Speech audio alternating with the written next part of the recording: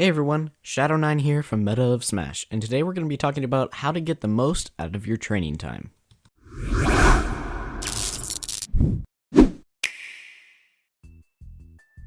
So jumping right in, you get on Smash, and you jump in training mode. You select your character and head on in. Now sometimes I find myself just messing around in training mode, not really accomplishing much and not really improving. This might happen to you guys too. So when you head in, make sure you have a focus in mind. Do you want to improve on being able to perform a combo? Do you want to practice movement, setups, or something like that? Focus on that thing you want to work on and put it into action.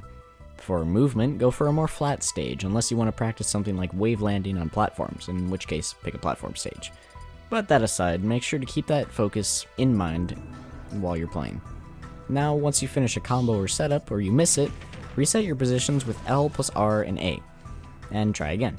If you're working on a certain percent, or a setup or combo from a certain percent, just set it in the CPU percent slider, and when you reset, the CPU will default to that percent, so you don't have to set it again.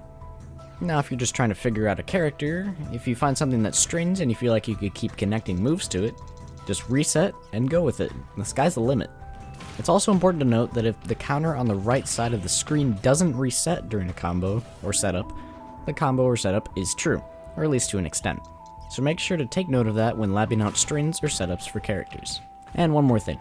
When picking a character to train against, go for a more mid-weight character, like Mario, who can tend to be on the lighter side, but is generally more mid-weight.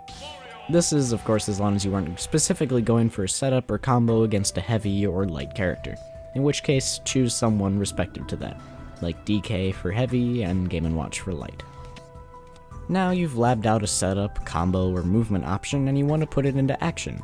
Now you could go into quick play, but that really shouldn't be your first choice. If you're in a Discord, ask around for games. Quick play can give you matchup variation, but you could always get thrown into an item match, a match with crappy internet, and you might not get anywhere, even after a long time of playing. Those of you who already probably don't get to play a whole lot due to jobs or other IRL activities could just end up wasting time on here, not really improving.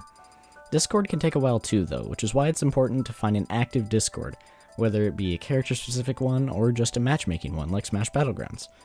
Both links to Smash Chords and the Battlegrounds Discord will be in the description, by the way. There you can find battles and get feedback on your matches in most cases, which leads to my next topic. Getting feedback can be one of your most important things when playing matches with someone you can actually talk to, like in a Discord. But there's a way to go about it. First off, don't ask immediately after the first match what you're doing wrong. It can take a few games for your opponent to notice your playstyle and habits, so be patient. Also, Trixx put out a video a while back with a chart of certain mistakes or mishaps. If you've been using it, which I suggest you do if you want to consistently improve, be sure to take note of where you seem to be struggling, and ask questions based on that. For example, what can I do to get out of a certain setup you may be falling for, or something along those lines.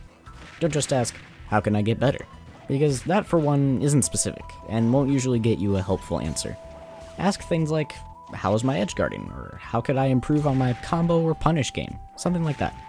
By doing this, you give your opponent something to focus on and answer in more detail than asking about general improvement. Now, not everyone may be as helpful or willing to help as others, but still, feedback is feedback, and obviously don't take anything personally. Be sure to save replays of those matches you know you're trying to improve. Not just matches of you messing around, of course. And go back later to use that chart again and see where you need to improve. Maybe you improved on one thing but started lacking in another area, or something like that.